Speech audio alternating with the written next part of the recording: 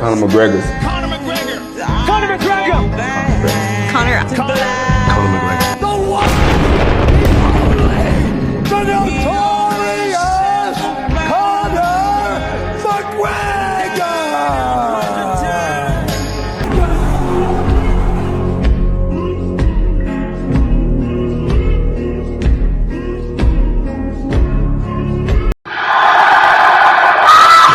3 years ago, Conor McGregor had the world at his feet. He was a double world champion and arguably the biggest draw in all of sports. It was remarkable that a brash Irishman from Crumlin managed to elevate the UFC from its previous reputation as a vicious and destructive sport. McGregor dominated the media, gracing every magazine cover and appearing in primetime interviews, promoting the sport in a way that was uncharacteristic for fighters, traditionally more common among boxers. He had the potential to dominate both the lightweight and featherweight divisions for years to come. Instead, he has drifted aimlessly with no real focus, losing nearly every bout he has fought since 2016. Conor McGregor faced a tough defeat against Khabib Nurmagomedov and lost a boxing match to Floyd Mayweather Jr. While I don't blame him for taking these fights, I do think he has not consistently dedicated himself to training since his second fight with Nate Diaz. During the prime years of his career, when he should have been at his peak, he has spent a significant amount of time drinking and promoting his whiskey brand, which has been criticized for its artificial taste. I can't fault McGregor for exploring new business opportunities, but it feels like he lacks control over the details. Much like in his fighting career, these distractions have become detrimental, and his personal life complicates these issues even further. Over time, what's striking is that it seems he has lost his passion for the grind. Now he appears more focused on material possessions like Rolexes and Lamborghinis, rather than honing his craft. Fans loved Conor McGregor not just for his fighting skills, but also for his charismatic personality and witty remarks, which often came with a touch of humility. His relatable stories, like pretending his Peugeot hatchback was a Lamborghini or imagining rainy Dublin as Las Vegas, resonated deeply with many. Everyone has moments where they envision their dreams and acknowledge the hard work needed to achieve them. However, once Conor realized his dreams, he seemed to lack a broader focus. He didn't embody the mindset of a true champion. Champions strive for more than just personal success. They understand that legacy holds greater importance than material possessions like Patek Philippe watches or Bentleys. When compared to other MMA champions, McGregor's mindset simply doesn't measure up. George St. Pierre was a fighter with a relentless drive to improve his legacy. Unlike Conor McGregor, whose winning desire stemmed from ambition, GSP was fueled by fear.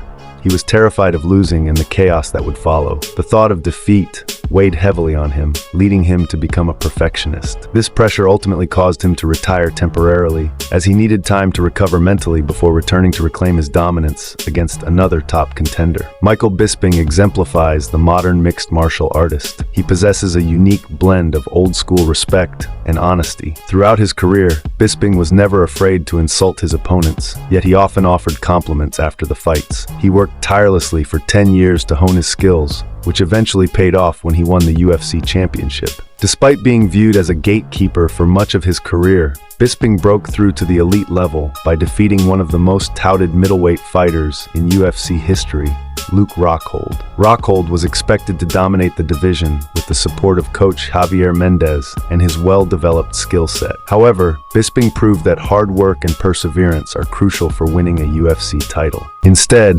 McGregor lacked the ability to keep the fight standing, allowing Khabib to take him down repeatedly and impose his will. Nurmagomedov found it easy to bring the Irishman to the mat and grind him into submission. It was an impressive performance, one of the most dominant I have ever witnessed in the octagon, but it felt like McGregor could have performed better. He is a fighter known for his dominant displays. However, in the lead up to the Khabib fight, McGregor appeared more focused on trying to break Nurmagomedov mentally than on the fight itself. Over the last 3 years, Conor has not demonstrated the same level of dedication to his craft. While the fight against Floyd Mayweather was incredibly profitable, it also meant that he drifted away from developing his MMA skills. All those months spent perfecting striking techniques that are effective in boxing could have instead been used to improve his defensive wrestling game, which is essential for a striker aiming to retain championships. If you think back to all UFC champions who came from striking backgrounds, you'll notice that each fighter has worked on their defensive wrestling to prevent opponents from taking them down. For example, fighters like Max Holloway and Jose Aldo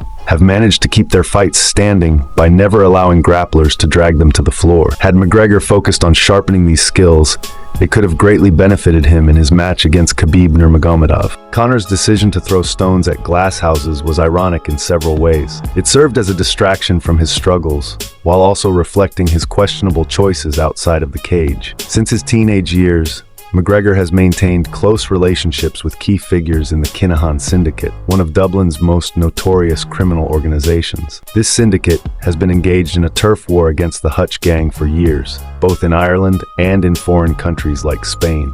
McGregor's association with the Kinahans dates back to his youth when he trained at Crumlin Boxing Club alongside David Byrne, who eventually became a trusted lieutenant of the Kinahan family. The other distractions are far more evident, but McGregor's trash talk has gone too far and is now more detrimental to his fighting career than helpful. The edge that the Irishman worked so hard to develop has been weakened by alcohol, women, and Ibiza partying. McGregor became one of the greatest fighters in the world because he was more hungry than anybody else and because he was motivated to train every day. More and more vices have been sustainable due to the luxuries of affluent lifestyles and the capacity to spend enormous sums of money on recreational activities. McGregor's finances would eventually run out, so he was unable to spend thousands of dollars on parties in the years before to the Mayweather bout. Conor could throw away the enormous sum of money he earned from the Mayweather bout without it having any significant impact on his life. It doesn't compel him to fight again. McGregor's inner devil has been banished by a luxurious lifestyle. The money-hungry monster is content with a life in which Conor has all the jewels, vehicles, and homes he could ever want. His ego has become so bloated as a result of all these diversions. He could have a dozen goons show up to commit acts of violence at his command,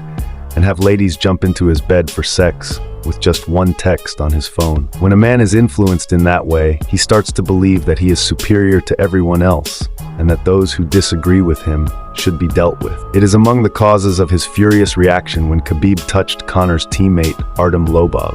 McGregor believed that his wealth and fame would shield him from the consequences of the attack on a UFC bus, which seriously injured Rose Namajuna's mental health and left Michael Chiesa and Ray Borg with severe injuries. Because he was the big attraction at the UFC and had a dozen Irish goons who would fight for him, he thought thus: Conor is no longer the modest man of the past. His ego has become a part of who he is. It is difficult to sympathize with someone who attacks mostly defenseless individuals in bars and with someone who seems to be engrossed in the luxuries of wealth. After the Diaz fight, McGregor was a stand-up fighter who could accept defeat with dignity and humility, but he is no longer the same person. Considering that McGregor has fought twice in 3 years and lost both times while seeming noticeably inferior, all of the distractions have robbed him of his best years in the game. A fighter's prime years are often between the ages of 28 and 32. At this time, their mental acuity and athleticism are at their peak, allowing them to be genuinely dominant. While not true for every combatant, this is a helpful benchmark.